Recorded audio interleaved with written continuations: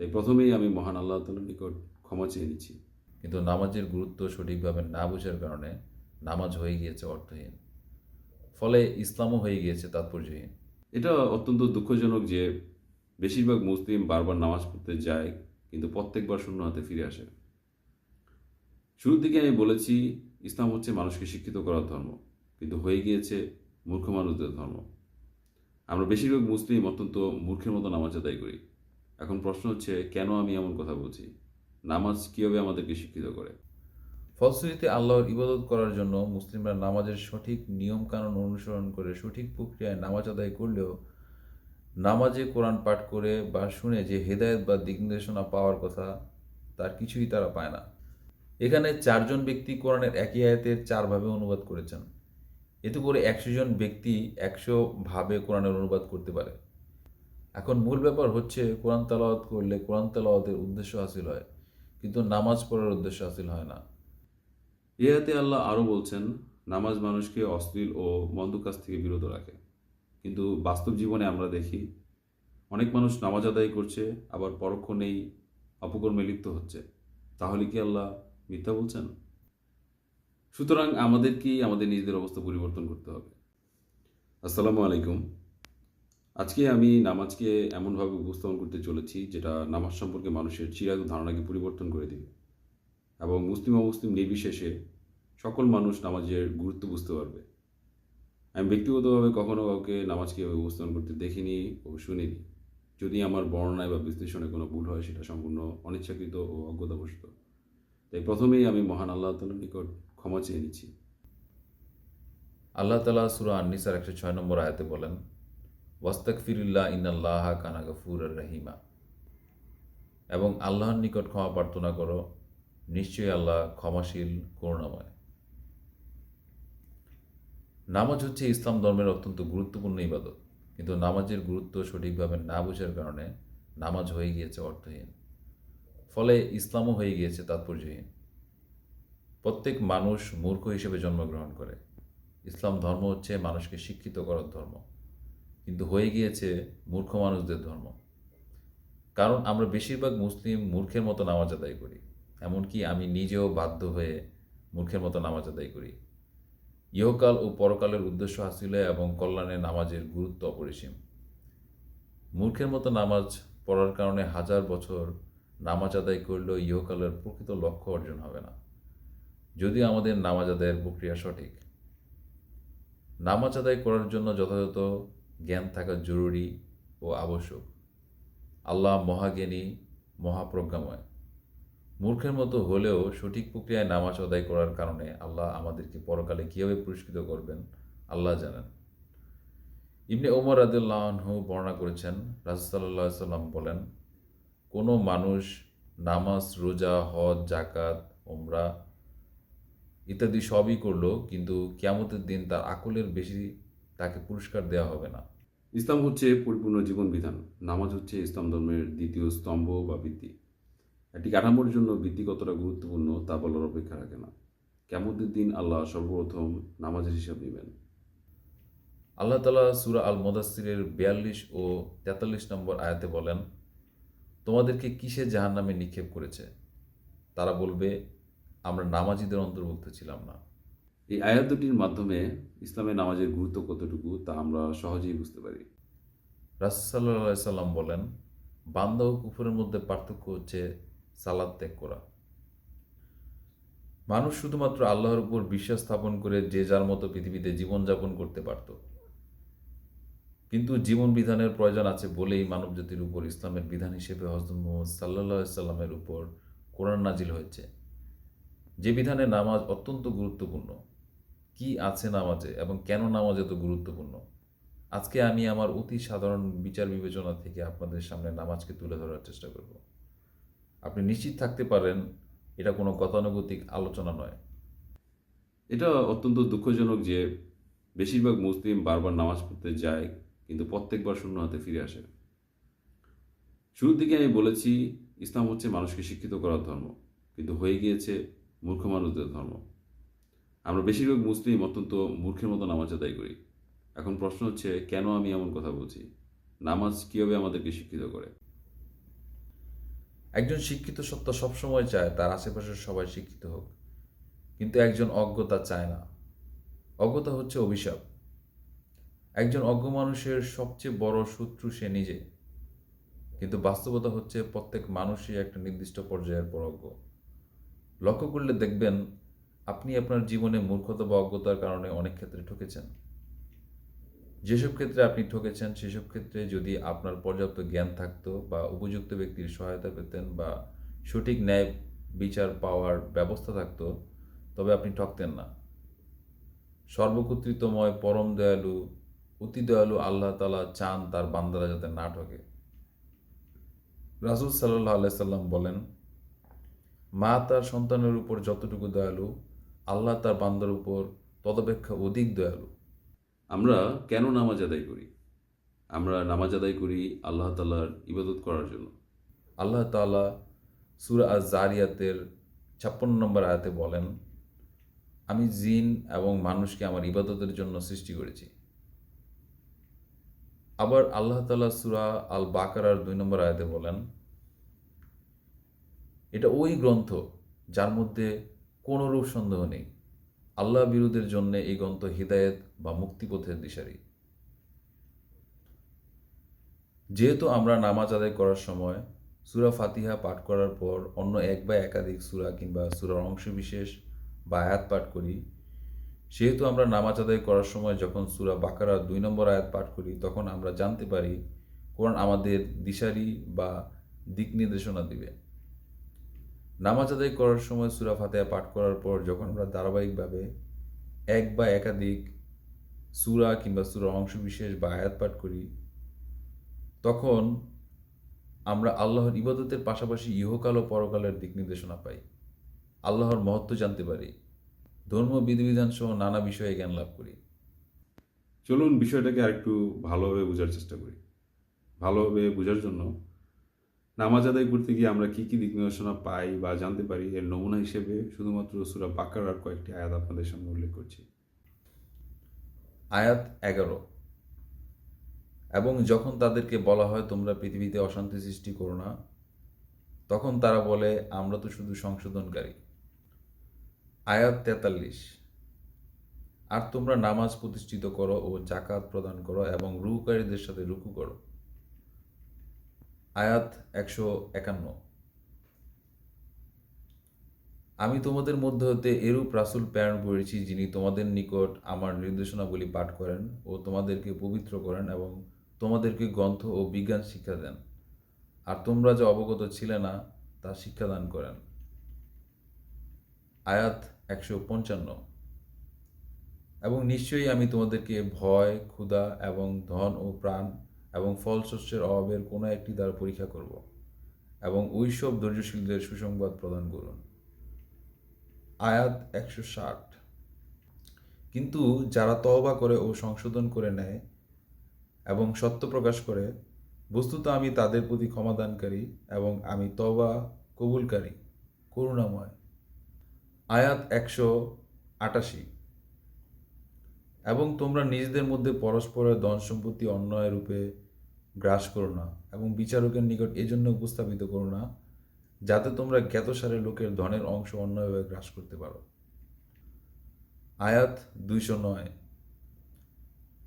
অনন্তর স্পষ্ট দলিল প্রমাণাদি তোমাদের নিকট সমাগত হওয়ার পরেও যদি তোমরা পদস্থলিত হয়ে যাও, তবে জেনে রেখো যে আল্লাহ হচ্ছেন মহাপরাক্রান্ত, প্রজ্ঞাময়।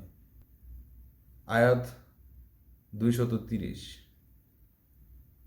অনন্তর যদি সে স্ত্রীকে তালাক প্রদান করে, তবে সেই স্ত্রী যতক্ষণ পর্যন্ত তাকে ছাড়া অন্য স্বামীকে বিয়ে করে না নিবে, সে তার জন্য বৈধ হবে না। তৎপর সে তাকে তালাক প্রদান করলে যদি উভয় মনে করে যে তারা আল্লাহর সীমাসমূহ স্থির রাখতে পারবে, তখন যদি তারা পরস্পর প্রত্যাবর্তিত হয়, তবে উভয়ের পক্ষে কোনোই দোষ নেই এবং এগুলোই আল্লাহর সীমাসমূহ। তিনি বিজ্ঞ সম্প্রদায়ের জন্য এগুলো ব্যক্ত করে থাকেন। আয়াত ২৭৬, সুদকে আল্লাহ ক্ষয় করেন এবং দানকে বর্ধিত করেন। বস্তুত আল্লাহ অতি অকৃতজ্ঞ পাপাচারীদেরকে ভালোবাসেন না।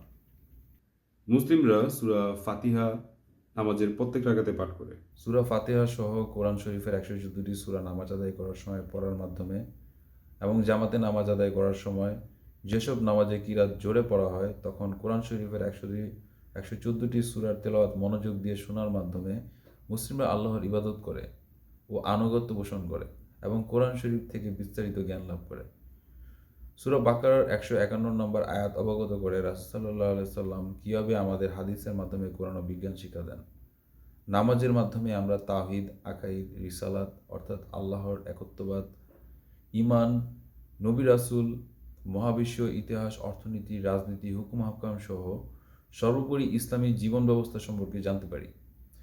একজন অতি সাধারণ, অতি দরিদ্র, গৃহহীন মানুষ যার পক্ষে বর্তমান শিক্ষা ব্যবস্থার ব্যয়ভার বহন করা সম্ভব না, সে ব্যক্তিও নামাজের মাধ্যমে ইসলামী জীবন ব্যবস্থা সম্পর্কে জানতে পারে এবং শিক্ষিত মানুষে পরিণত হয়। কিন্তু বাস্তবতা হচ্ছে বেশিরভাগ মানুষ মূর্খের মতো নামাজ আদায় করার কারণে নামাজের মাধ্যমে কোনো জ্ঞান বা দিক নির্দেশনা পায় না। শিক্ষিত হওয়া তো কল্পনার বাইরে। কারণ আমরা নামাজ আদায় করি আরবি ভাষায়। আরবি ভাষাভাষী মানুষ বা আরবি ভাষায় দক্ষ ব্যক্তি ব্যতীত নামাজ পড়ার সময় আমরা কি বলছি বা শুনছি তা আমরা কিছুই বুঝতে পারি না। কিছু কিছু মানুষ আরবি ভাষা না জানা সত্ত্বেও তারা কি বলছে বা শুনছে তা তারা বুঝতে পারে শুধুমাত্র নির্দিষ্ট সূরা বা আয়াতের অর্থ জানার কারণে। কিন্তু বিশ্বব্যাপী বেশিরভাগ মুসলিম আরবি ভাষা এবং কোরআনে ব্যবহৃত শব্দ বা আয়াতসমূহের পূর্ণাঙ্গ অর্থ ও কারণ বা উদ্দেশ্য জানে না। ফলশ্রুতিতে আল্লাহর ইবাদত করার জন্য মুসলিমরা নামাজের সঠিক নিয়মকানুন অনুসরণ করে সঠিক প্রক্রিয়ায় নামাজ আদায় করলেও নামাজে কোরআন পাঠ করে বা শুনে যে হেদায়েত বা দিক নির্দেশনা পাওয়ার কথা তার কিছুই তারা পায় না। তার মানে নামাজ আদায় করার জন্য আরবি ভাষা শেখা এবং কোরআনে ব্যবহৃত শব্দ বা আয়াতসমূহের পূর্ণাঙ্গ অর্থ ও কারণ বা উদ্দেশ্য জানা বা বোঝা জরুরি এবং আবশ্যক। কারণ বা উদ্দেশ্য না জানলে আয়াতের ভুল ব্যাখ্যার জন্য হতে পারে। আল্লাহ তাআলা সূরা আন-নিসার 43 নম্বর আয়াতে বলেন, হে ঈমানদারগণ, তোমরা নেশাগ্রস্ত অবস্থায় সলাতের নিকটবর্তী হও না যতক্ষণ না তোমরা যা বলো তা বুঝতে পারো, এবং অপবিত্র অবস্থায়ও গোসল না করা পর্যন্ত পথ অতিক্রম করা ব্যতীত। এবং যদি তোমরা পীড়িত হও কিংবা সফরে থাকো অথবা তোমাদের কেউ সুস্থান হতে আসে অথবা তোমরা স্ত্রী সঙ্গম করে থাকো অতঃপর পানি না পাও, তবে পবিত্র মাটি দিয়ে তায়াম্মুম করো আর তা দিয়ে তোমাদের মুখমণ্ডল ও হস্তদ্বয় মাসহ করো। আল্লাহ নিশ্চয়ই পাপ মোচনকারী, ক্ষমাশীল। এই আয়াতের মাধ্যমে আল্লাহ বলছেন কেউ যদি এমন অবস্থায় থাকে যে অবস্থায় নামাজ আদায় করলে তারা কি বলছে তা বুঝতে পারবে না, তখন তারা যেন নামাজ আদায় না করে। তার মানে নামাজ আদায় করার সময় যা বলা হয় তা বোঝা জরুরি। ধরুন আপনি গাড়ি চালানো শেখার জন্য একজন প্রশিক্ষকের কাছে গেলেন। প্রশিক্ষক আপনাকে এমন একটি ভাষায় দিক নির্দেশনা দিল যে ভাষা আপনি জানেন না। তাহলে আপনি এবার নিজেই ভাবুন যে কতটা যথোপযুক্তভাবে সেই প্রশিক্ষকের কাছ থেকে গাড়ি চালানো শিখতে পারবেন এবং গাড়ি চালানোর সাথে সম্পর্কিত যাবতীয় নিয়মকানুন ও আইন জানতে পারবেন। তার থেকে গাড়ি চালানো শিখে কতটা নিরাপদে গাড়ি চালাতে পারবেন, দুর্ঘটনায় কবলিত হবেন নাকি হবেন না। তার মানে আপনি যদি প্রশিক্ষকের ভাষাটা জানতেন তাহলে তার দিক নির্দেশনা সঠিকভাবে বুঝতে পারতেন এবং আরও ভালোভাবে গাড়ি চালানো শিখতে পারতেন। এখন প্রশ্ন হচ্ছে, তাহলে কি আমরা মাতৃভাষায় নামাজ আদায় করব? উত্তর হচ্ছে না। আমাদের আরবি ভাষাতেই নামাজ আদায় করতে হবে। অনুবাদ কখনোই যথাযথ না। উদাহরণস্বরূপ আমরা যদি সূরা ফাতিহার একটি আয়াত অনুবাদ করে দেখি তাহলে আমরা দেখব ভিন্ন ভিন্ন ব্যক্তি একই আয়াতের ভিন্নভাবে অনুবাদ করেছেন। যেমন আলহামদুলিল্লাহি রাব্বিল আলামিন। অনুবাদ 1, আল্লাহর জন্য সমস্ত প্রশংসা যিনি জগৎসমূহের প্রতিপালক। অনুবাদ 2, সমস্ত প্রশংসা আল্লাহর প্রাপ্য, সমুদয় সৃষ্টি জগতের রব। অনুবাদ 3, সমস্ত প্রশংসা আল্লাহ তাআলার জন্যে, তিনি সৃষ্টিকুলের মালিক। অনুবাদ 4, যাবতীয় প্রশংসা জগৎসমূহের প্রতিপালক আল্লাহরই জন্য। এখানে 4 জন ব্যক্তি কোরআনের একই আয়াতের 4 ভাবে অনুবাদ করেছেন। এতে করে 100 জন ব্যক্তি 100 ভাবে কোরআনের অনুবাদ করতে পারে। এক একজন এক এক অনুবাদকে সঠিক ধরে নিয়ে নামাজ আদায় করলে এমন একটা সময় আসবে যখন কোরআন বিকৃত হয়ে যাবে।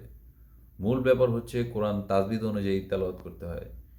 যদিও যারা কোরআন তেলাওয়াত শিখতে গিয়ে ভুল করে ও যারা সঠিকভাবে কোরআন তেলাওয়াত করে তাদের জন্য দুই ধরনের পুরস্কারের কথা হাদিসে উল্লেখ আছে।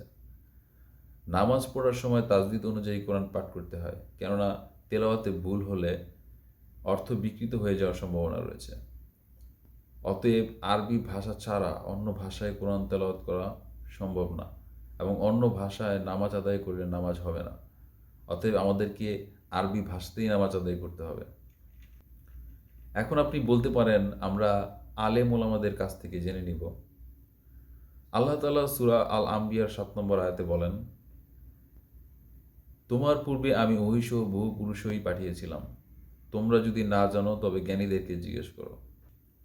এই আয়াতের মাধ্যমে আমরা বুঝতে পারি, কোনো কিছু না জানলে বা না বুঝলে আমরা জ্ঞানীদের কাছ থেকে, অর্থাৎ যে বা যারা জানে তাদের কাছ থেকে জানতে পারি, কিন্তু সব কিছুর জন্য তাদের উপর নির্ভরশীল থাকা যাবে না। কেউ যদি সব কিছুর জন্য সবসময় অন্যের উপর নির্ভরশীল হয়ে পড়ে, সে হয়ে যায় অকর্মণ্য বা বোঝা এবং অজ্ঞ। প্রত্যেক মুসলিমের উপর ইসলাম প্রচার করা ফরজ, মানে আপনি ইসলামী জ্ঞান অর্জন করবেন এবং তা প্রচারও করবেন। আল্লাহ তাআলা সূরা আল আনকাবুতের ৪৫ নম্বর আয়াতে বলেন, তুমি তোমার প্রতি প্রত্যাদিষ্ট কিতাব আবৃত করো এবং নামাজ প্রতিষ্ঠিত করো। নিশ্চয়ই নামাজ বিরত রাখে অশ্লীল ও মন্দ কার্য হতে। আল্লাহর স্মরণই সর্বশ্রেষ্ঠ। তোমরা যা করো আল্লাহ তা জানেন। এখন অনেকে বলতে পারেন, আমরা তো নামাজ আদায় না করে শুধুমাত্র কোরআন তেলাওয়াত করি, কোরআনের জ্ঞান অর্জন করতে পারি। হাদিসের যোগ্যতা অনুযায়ী কে কতদিন সময়ের মধ্যে কোরআন খতম দিবে সে সম্পর্কে দলিল পাওয়া যায়। আল্লাহ আমাদের কোরআন তেলাওয়াত করার নির্দেশ দিয়েছেন, কিন্তু কোরআন তেলাওয়াত ও চর্চার সুনির্দিষ্ট কোনো সময় নেই। সেক্ষেত্রে অনেকের কোরআন তেলাওয়াতে বিঘ্ন ঘটতে পারে। তাছাড়া যারা আরবি ভাষা জানে না, তারা বারবার আরবি ভাষায় কোরআন খতম দিয়েও কোরআনের মর্ম বুঝতে পারে না। তাই আরবি ভাষার অর্থ না জানলে আরবি ভাষার পাশাপাশি নিজ ভাষাতেও কোরআন পড়তে হবে। এখন মূল ব্যাপার হচ্ছে, কোরআন তেলাওয়াত করলে কোরআন তেলাওয়াতের উদ্দেশ্য হাসিল হয়, কিন্তু নামাজ পড়ার উদ্দেশ্য হাসিল হয় না। তাহলে নামাজ পড়ার উদ্দেশ্য কীভাবে হাসিল হয়? এ আয়াতে আল্লাহ আরও বলছেন, নামাজ মানুষকে অশ্লীল ও মন্দ কাজ থেকে বিরত রাখে। কিন্তু বাস্তব জীবনে আমরা দেখি অনেক মানুষ নামাজ আদায় করছে, আবার পরক্ষণেই অপকর্মে লিপ্ত হচ্ছে। তাহলে কি আল্লাহ মিথ্যা বলছেন? কোরআন শরীফের নামাজ শব্দটি ৮২ বার উল্লেখ রয়েছে এবং বারবার নামাজকে প্রতিষ্ঠিত করতে বলা হয়েছে। ইসলামের প্রচার ও প্রসারে নামাজ প্রতিষ্ঠিত করা কেন অত্যন্ত গুরুত্বপূর্ণ? আমরা যারা মুসলিম তারা সবাই নামাজ আদায় করতে জানি। প্রতিদিন ৫ ওয়াক্ত নামাজ আদায় করা আমাদের জন্য ফরজ। ফরজ নামাজের পাশাপাশি কিছু নামাজ আদায় করা ওয়াজিব, সুন্নাত ও নফল। এছাড়াও আমরা বিতর, তাহাজ্জুদ, জুম্মা, তারাবি ও ঈদের নামাজ আদায় করি। যে সকল নামাজে খুতবা রয়েছে সে সকল নামাজে খুতবা শোনা ওয়াজিব। জামাতে নামাজ পড়লে একা নামাজ পড়ার চেয়ে ২৭ গুণ বেশি সওয়াব হয়। মসজিদুল আকসা, মসজিদে নববী ও মসজিদুল হারামে নামাজ আদায় করলে অন্যান্য মসজিদের তুলনায় যথাক্রমে ৫০০ গুণ, ১০০০ গুণ ও ১,০০,০০০ গুণ বেশি সওয়াব পাওয়া যায়। সমাজে নামাজ প্রতিষ্ঠিত হলে যখন আমরা একা নামাজ আদায় করব, তখন আমরা যার যার মতো নামাজ আদায় করে আল্লাহর আনুগত্য স্বীকার করব এবং নামাজে কোরআন তেলাওয়াতের মাধ্যমে ইসলামী জীবনযাপনের দিক নির্দেশনা পাব। যখন আমরা জামাতের সাথে নামাজ আদায় করব, তখন আমরা সবাই একসাথে একত্রিত হয়ে আল্লাহর আনুগত্য স্বীকার করব। যে সকল নামাজে কিরাত জোরে পড়া হয় সে সকল নামাজে কোরআন তেলাওয়াতের মাধ্যমে সবাই একসাথে ইসলামী জীবনযাপনের দিক নির্দেশনা পাব এবং ঐক্যবদ্ধভাবে আল্লাহর শ্রেষ্ঠত্ব ঘোষণা করে কোরআনের বিধিবিধানের উপর একমত পোষণ করব। জামাতে নামাজ আদায়ের কারণে যে মানুষটির ধর্মীয় জ্ঞান কম কিংবা যে মানুষটি নতুন ইসলাম গ্রহণ করেছে সেও ইসলামী জ্ঞান লাভ করতে পারবে। ফলে সমাজের সবাই শিক্ষিত মানুষে পরিণত হবে। এতে করে সমাজের এবং রাষ্ট্রের সকল মানুষের মধ্যে এক অটুট বন্ধন তৈরি হবে এবং রাষ্ট্রীয় কাঠামো গঠিত হবে। আমাদের মধ্যে কেউ বা কোনো গোষ্ঠী যদি নিজেকে বা নিজেদের নিয়ন্ত্রণ করতে না পেরে অশ্লীল ও মন্দ কাজে নিজেকে বা নিজেদের লিপ্ত করে বা করতে চায়, তাহলে সে বা তারা সমাজ ও রাষ্ট্রের দ্বারা বাধাগ্রস্ত হবে। আর যদি কেউ কোনো অপরাধ করে, তাহলে ইসলামী শরীয়তের আইন অনুযায়ী শাস্তি হবে। এতে করে স্বেচ্ছাচারিতা বন্ধ হয়ে উন্নত রাষ্ট্র ব্যবস্থা প্রতিষ্ঠিত হবে। জামাতের সাথে নামাজ আদায় করার সময় যে সকল নামাজে কিরাত জোরে পড়া হয় না, সে সকল নামাজে সবাই নিজের প্রয়োজন অনুযায়ী কোরআন তেলাওয়াত করবে এবং কোরআন চর্চা করবে। যে সকল নামাজে খুতবা রয়েছে সে সকল নামাজে খতিব ইসলামী ও সাম্প্রতিক বিষয়গুলো কোরআন ও হাদিসের আলোকে ব্যাখ্যা করবেন। পৃথিবীর নানা প্রান্ত থেকে মানুষ যখন মসজিদুল আকসা, মসজিদে নববী ও মসজিদুল হারামে নামাজ আদায় করবে, তখন মানুষ বৈশ্বিকভাবে আল্লাহর আনুগত্য স্বীকার করবে এবং শান্তিপূর্ণ বিশ্ব অবস্থা গড়ে উঠবে। এভাবে আমরা নিয়মিত নামাজ আদায় করে সুন্দর রাষ্ট্র ও বিশ্ব অবস্থা গড়ে তুলব। ঈদের আনন্দ নামাজের মাধ্যমে আদায় করে আল্লাহর প্রতি কৃতজ্ঞতা স্বরূপ সবসময়ের মতো আল্লাহর শুকরিয়া জ্ঞাপন করব। শান্তিপূর্ণ রাষ্ট্র ও বিশ্ব অবস্থা শুধুমাত্র তখনই সম্ভব হবে যখন আমরা কোরআনের অর্থ বুঝে নামাজ আদায় করব। তাই নামাজ এত গুরুত্বপূর্ণ বিধায় কোরআন শরীফে বারবার নামাজের কথা উল্লেখ করা হয়েছে এবং রাসূল সাল্লাল্লাহু আলাইহি সাল্লাম 7 বছর বয়স হলে নামাজের নির্দেশ দিতে এবং 10 বছর বয়সে নামাজ না পড়লে প্রহার করতে বলেছেন। এখন আমাদের করণীয় কি? আমাদের মূল করণীয় হচ্ছে কোরআনকে ভালোভাবে বুঝতে হবে। সেজন্য কোরআনে ব্যবহৃত সকল আরবি শব্দের, আয়াতের ও সূরার অর্থ নিজ ভাষায় বুঝতে হবে। শিক্ষা অবস্থাকে এমনভাবে তৈরি করতে হবে যাতে মানুষ নামাজ পড়ার সময় কি বলছে তা বুঝতে পারে। কোরআন ও হাদিসের আলোকে সকল কাজ সম্পাদন করতে হবে। আল্লাহ তাআলা সূরা আল ইমরানের ৭৯ নম্বর আয়াতে বলেন, এটা কোনো মানুষের পক্ষে উপযোগী নয় যে আল্লাহ যাকে গ্রন্থ, প্রজ্ঞা ও নবুয়ত দান করেন তৎপরে সে মানব মণ্ডলীর মধ্যে বলে, তোমরা আল্লাহকে পরিত্যাগ করে আমার বান্দায় পরিণত হও। বরং সে বলবে, তোমরা প্রভুরও ইবাদত করো, কারণ তোমরাই কিতাব শিক্ষা দান করো এবং ওটা পাঠ করে থাকো। যতদিন না আমরা আরবি ভাষা ঠিকমতো বুঝতে পারবো ততদিন পর্যন্ত আমরা কোরআন আরবি ভাষায় পড়ব এবং নিজ ভাষায় অর্থ জেনে নিব। কিন্তু মূল করণীয়টা লক্ষ্য করে আমাদেরকে এগিয়ে যেতে হবে, অর্থাৎ কোরআন বুঝতে আমাদের আরবি ভাষা শিখতেই হবে। আল্লাহ তাআলা সূরা আর রাদের 11 নম্বর আয়াতে বলেন, মানুষের জন্য তার সামনে ও পিছনে একের পর এক প্রহরী থাকে, ওরা আল্লাহর আদেশে তার রক্ষণাবেক্ষণ করে। নিশ্চয়ই আল্লাহ কোনো সম্প্রদায়ের অবস্থা পরিবর্তন করেন না যতক্ষণ না তারা নিজেদের অবস্থা নিজেরা পরিবর্তন করে। কোনো সম্প্রদায়ের সম্পর্কে যদি আল্লাহ অশুভ কিছু ইচ্ছা করেন তবে তা রদ করবার কেউ নেই এবং তিনি ছাড়া তাদের কোনো অভিভাবক নেই। সুতরাং আমাদেরকেই আমাদের নিজেদের অবস্থা পরিবর্তন করতে হবে। মানুষের হৃদায়তের জন্য নামাজ প্রতিষ্ঠিত করতেই হবে। নামাজ হচ্ছে আল্লাহ প্রদত্ত নিয়ামত। তা বুঝে নামাজ আদায় করার কারণে মানুষ আল্লাহর হেদায়েত থেকে বঞ্চিত হয়। আমাদের মধ্যে অনেকেই আছে যারা আল্লাহর সাহায্য কামনা করে কিন্তু নিয়মিত নামাজ আদায় করে না। আল্লাহ তাআলা সূরা আল বাকারা 153 নম্বর আয়াতে বলেন, হে মুমিনগণ, ধৈর্য ও সলাতের মাধ্যমে সাহায্য প্রার্থনা করো, নিশ্চয়ই আল্লাহ ধৈর্যশীলদের সঙ্গে আছেন। পরিশেষে আল্লাহর কাছে আবেদন জানাই, ইহদিনাস সিরাতাল মুস্তাকিম, আমাদেরকে সরল সঠিক পথ প্রদর্শন করুন। আল্লাহ হাফেজ।